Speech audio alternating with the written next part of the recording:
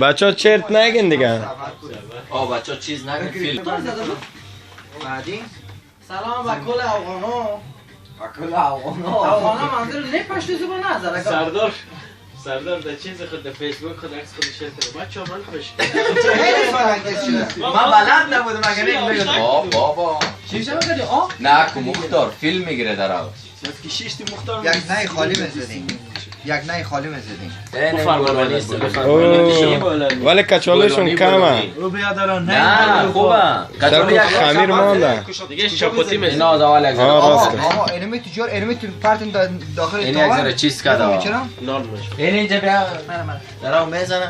دمپایی مرا بیده که ما مشکل نداره پای. نه این اروپا نه این اینجا در آب میزنه چیز که در آیسته. اوه سردار پشه کن آختن برشانت بخیده می کامرا دیگه. دیگه خب وقتی دیگه همون تو مادر زدی در دنیا آمده. راجم گپ زدم. بچه‌م فکر در خانواده در پدر و مادرت باشه گفتم. مهدی جان بگه از اون پیسه رو یکو. یه سال که مهدی اونا چپلک. دکی میخوای پیسه رو کنی؟ جان دکی پیسه رو میکنه.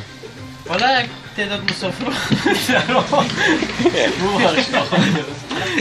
الیاس خانواده در سودا کنید که ما با خیلی برسه.